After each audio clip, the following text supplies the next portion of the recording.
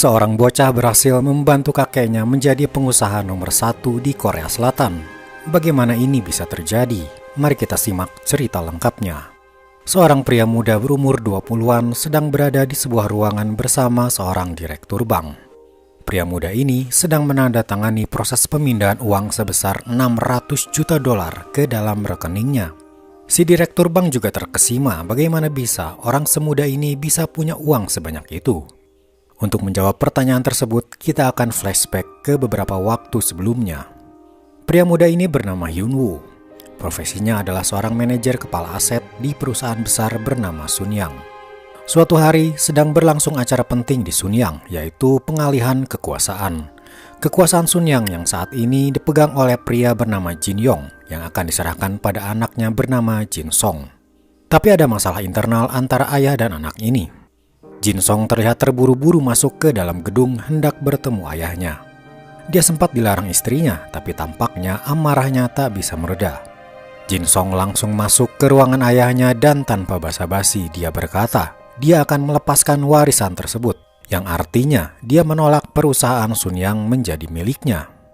Ayahnya balik berkata, kamu sadar, semua yang kamu miliki adalah berkat Sunyang, berkat ayahmu ini dan berkat kakekmu. Kamu sendiri tak bisa apa-apa tanpa nama besar keluarga ini. Jin Song melepas tangan ayahnya dan hendak pergi dari ruangan. Tapi tiba-tiba ayahnya merasakan sakit di dada. Tepat saat itu masuklah Hyun Woo karena acara sudah dimulai. Dia terkejut ketika melihat atasannya kesakitan terkapar di lantai. Hyun Woo langsung menelepon timnya sementara Jin Song kabur. Keadaan ini membuat seluruh anggota keluarga cemas. Sunyang adalah perusahaan yang dikelola oleh semua anggota keluarga dan saat ini dipegang oleh si anak sulung Jin Yong. Mereka sepakat kalau acara harus terus berjalan dan Jin Song yang kabur harus ditemukan agar semua tamu yang hadir tak ada yang curiga. Hyun Woo diperintahkan untuk mencari Jin Song dalam waktu 30 menit. Kalau tidak, karirnya di Sunyang akan tamat. Dibantu oleh anak buahnya bernama Shin Kyung, semuanya mencari Jin Song yang kemungkinan ada di hotelnya. Di hotelnya, Jin Song tampak terguncang. Dia hanya menatap nanar akuarium di ruangannya, bahkan pelayannya tak dia hiraukan. Tiba-tiba Jin Song mengamuk tak terkendali. Tak lama muncullah Hyun Woo, tapi tak sengaja dia langsung terkena pukulan dari Jin Song. Tanpa menghiraukan lukanya, Hyun Woo dengan tenang meminta Jin Song untuk kembali ke acara itu. Hyun Woo berjanji, fakta Jin Song ada di ruangan ketika ayahnya jatuh sakit tak akan dia beritahukan pada siapapun. Jin Song dengan arogannya malah menuangkan air ke kepala Hyun Woo, tapi akhirnya dia setuju untuk kembali ke sana. Akhirnya Jin Song kembali dan memberikan pidato di acara itu, membuat pemindahan kekuasaan berjalan lancar. Kini perusahaan Sunyang telah berpindah ke tangan Jin Song. Hyun Woo adalah manajer aset di Sunyang, tapi tak jarang dia mendapat perintah yang merendahkan dirinya, seperti membersihkan toilet untuk para keluarga Sunyang. Hal itu dengan sabar ia lakukan karena kondisi ekonominya pas-pasan. Ibunya telah meninggal dan dia perlu membiayai adiknya kuliah untuk menjadi PNS. Di hari peringatan kematian ibunya, Hyun Woo sedikit emosi ketika ayahnya berkata, seharusnya Hyun Woo mulai memikirkan masa depan, menikah lalu memiliki keluarga. Dia pun pergi dari rumah. Keesokan harinya, kantornya kedatangan tamu tak diundang. Para penyidik menggeledah kantornya karena ada laporan proses pemindah kekuasaan Sunyang kemarin diduga ilegal. Pimpinan penyidik adalah seorang jaksa wanita bernama Min Yong yang dijuluki sebagai malaikat maut Sunyang. Dia terkenal tak basa-basi jika ada kasus yang berkaitan dengan Sunyang. Tapi sayangnya ketika hasil penyidikan selesai, mereka tak menemukan bukti mencurigakan. Sunyang tak terbukti melakukan tindakan ilegal. Di saat yang sama, Hyun Woo tengah melakukan pengaturan dokumen perusahaan Sunyang. Dia dibantu Shin Kyung mengatur berkas-berkas yang ada dan menghapus berkas mencurigakan agar kejadian penggeledahan tempo hari tak terjadi lagi. Turun dari gedung, Hyun Woo bertemu seorang wanita berbaju biru. Dia adalah istri dari seorang anggota keluarga Sunyang bernama Lee Hae-in. Lee Hae-in datang tiba-tiba ketika para anggota keluarga berkumpul di ruangan. Saat ini, perusahaan Sunyang punya banyak anak perusahaan seperti Sunyang Motors, Sunyang Construction, dan lain-lain. Namun sekarang Sunyang akan berubah menjadi satu perusahaan induk. Kedatangan Lee Hae-in adalah untuk menawarkan bagian sahamnya di Sunyang. Tentu saja, jumlah sahamnya sangat berpengaruh dalam menentukan siapa pemilik Sunyang induk ke depannya. Dan sebagai gantinya, Lee Hye-in meminta kebenaran mengenai anak kandungnya yang telah meninggal.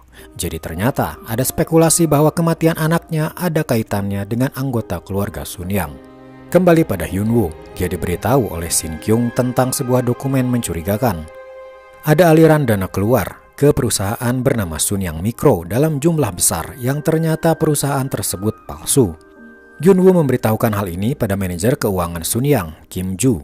Tapi dokumen itu malah dihancurkan, seolah kejadian ini memang disengaja dilakukan oleh Sun Yang.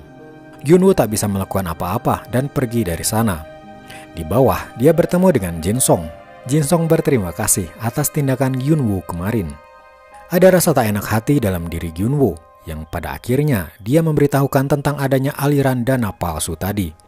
Jin Song lalu bertanya, di mana dokumen aslinya? Hyun-woo panik, tahu kalau dokumen aslinya telah dihancurkan oleh sang manajer keuangan Sun Yang. Tapi belum sempat Hyun-woo menjawab, Kim Joo masuk ke ruangan Jin Song.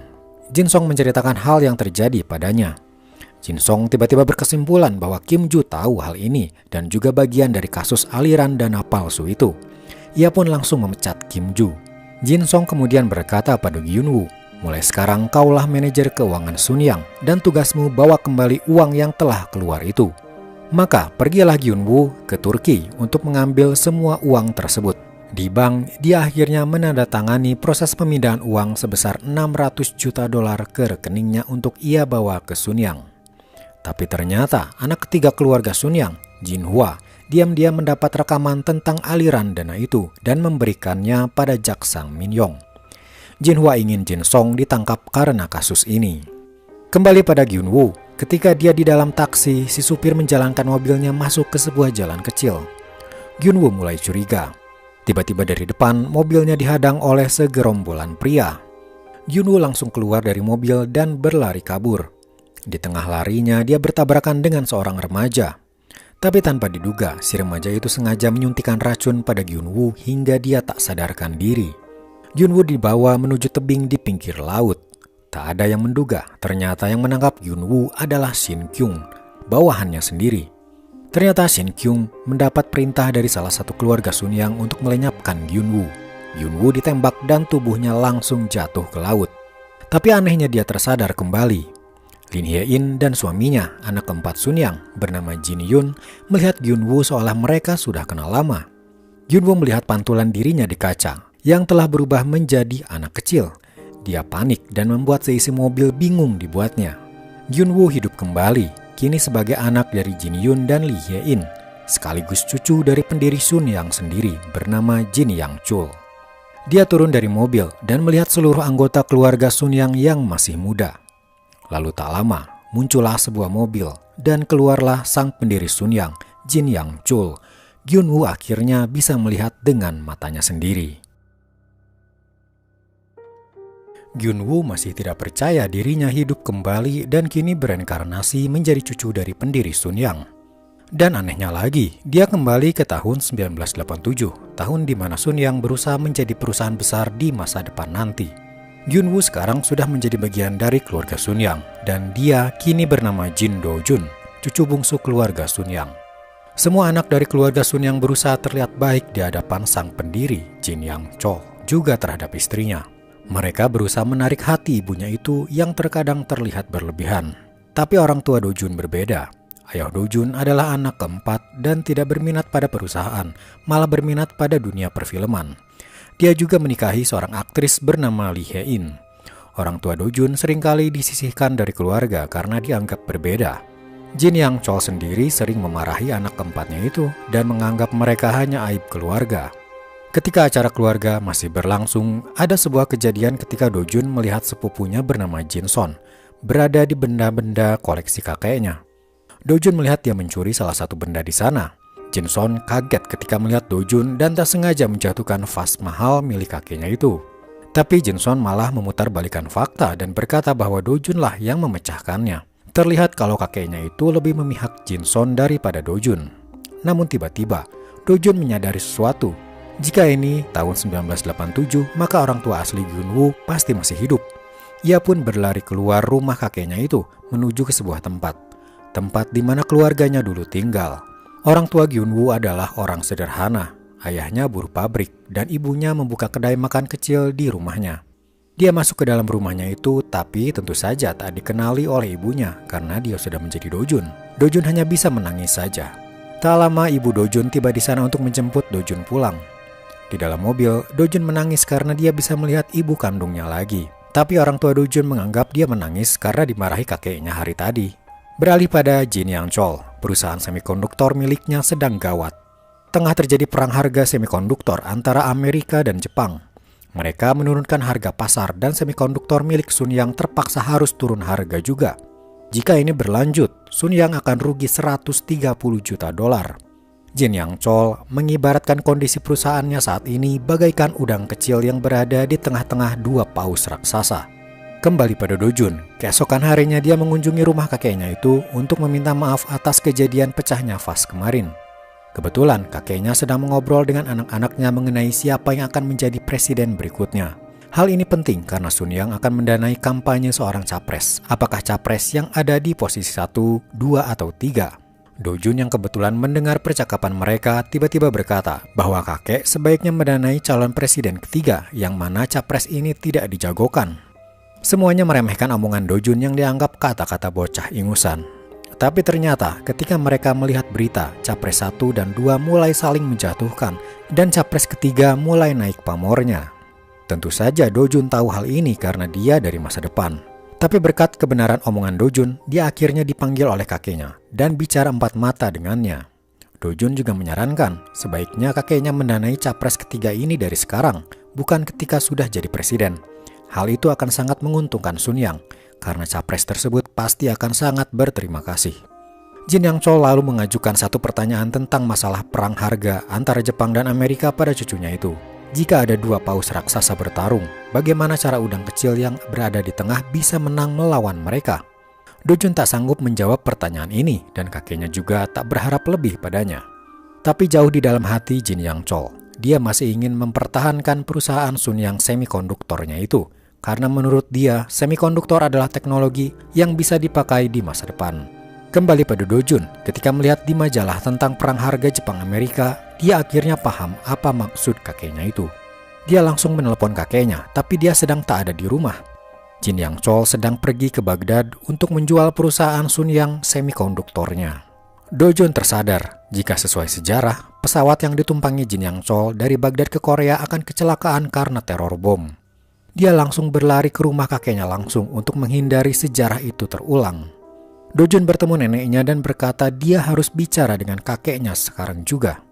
Dia menelepon langsung ke Baghdad dan memberi sebuah pesan penting dengan harapan kakeknya menunda penerbangan. Beberapa waktu kemudian, sebuah berita ditayangkan di TV. Telah terjadi kecelakaan pesawat rute Baghdad Korea dan nama Jin Yang Chol ada di antara para penumpang. Semua anggota keluarga menangis histeris tak percaya. Dojun hanya terdiam, merasa dirinya telah gagal memperbaiki sejarah. Tapi tiba-tiba Jin Yang Chol muncul tiba-tiba dari pintu dan masuk ke rumah. Dia berkata dirinya terbang dengan pesawat lain karena dia ingin lebih cepat sampai di Korea, disebabkan sebuah pesan telepon yang ia terima. Ternyata pesan Dojun waktu itu sampai pada Jin Yang Chol, yang membuat dia mengurungkan niatnya untuk menjual Sun Yang semikonduktor. Pesan dari Dojun itu adalah, cara agar udang bisa menang melawan dua paus raksasa yang bertarung adalah dengan menjadi lebih besar. Jadilah udang besar dan menangkanlah pertarungan itu. Dari pesan itu, Jin Yang Chol memutuskan untuk membeli perusahaan semikonduktor lain, hingga membuat Sun Yang semikonduktor lebih besar dari sebelumnya. Selain itu, Jin Yang Chol juga mendukung dan mendanai kampanye capres nomor 3 yang saat ini sudah menjadi presiden. Sun Yang jadi punya hak untuk memonopoli produksi semikonduktor di seluruh Korea.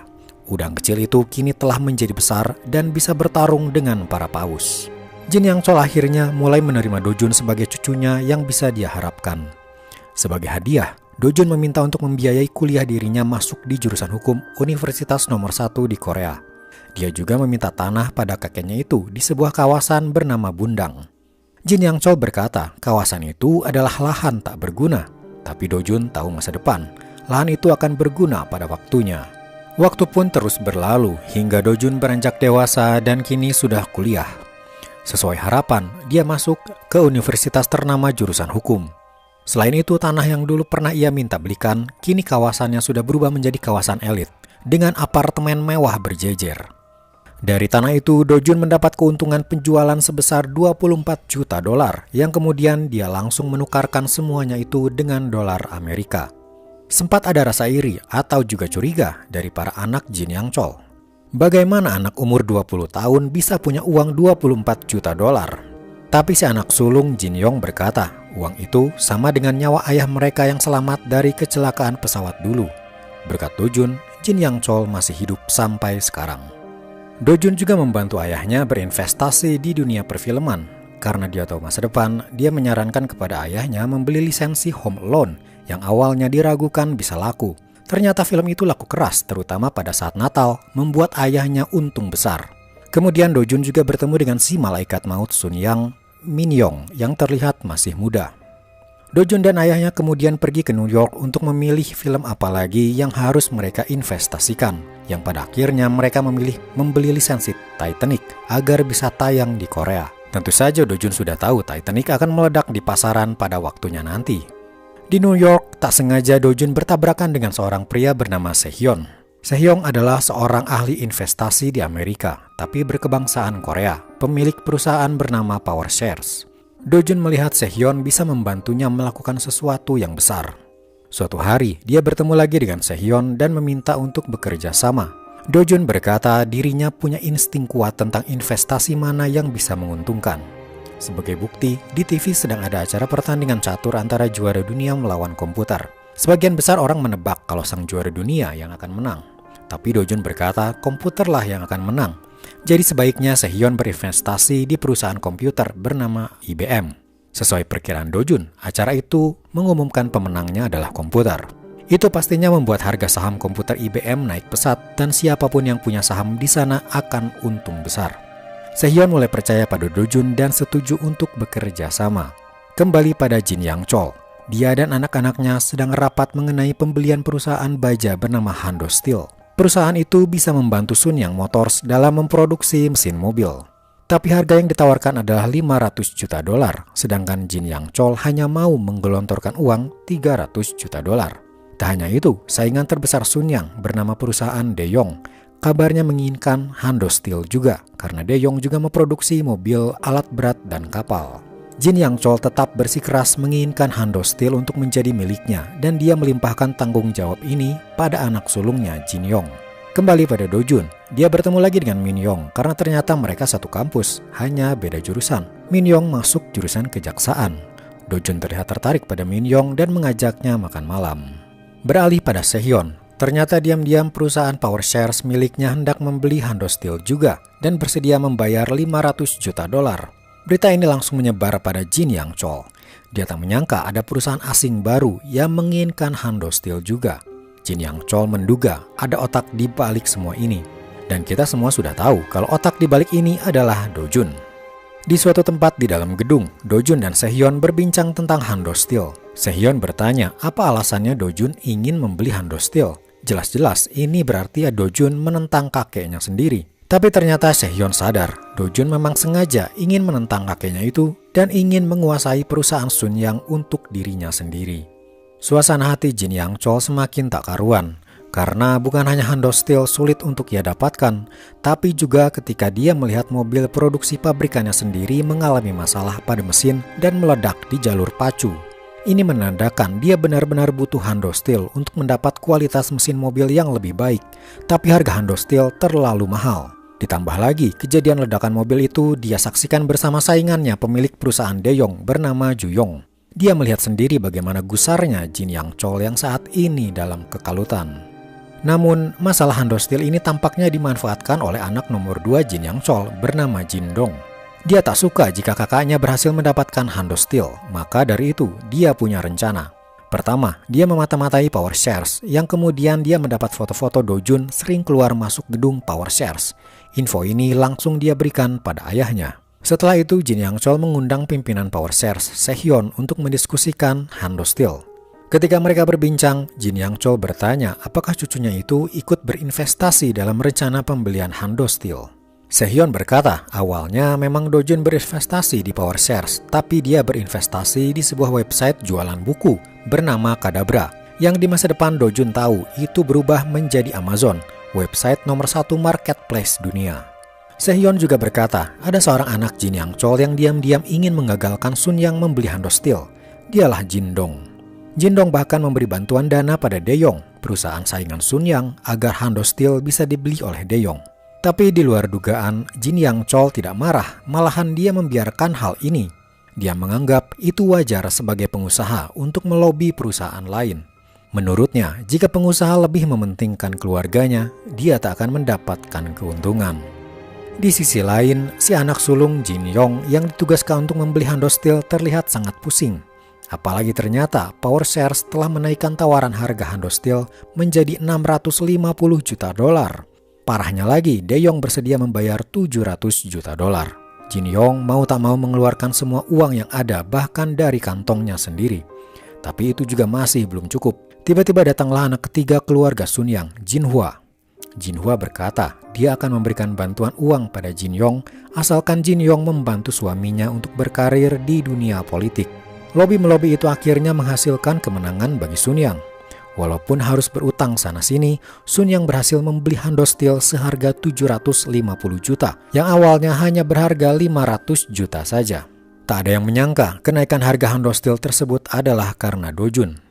Dia berhasil menguras kantong uang Sun Yang lebih dalam dan berhutang sangat besar, $750 juta, hanya untuk sebuah perusahaan Hando Steel.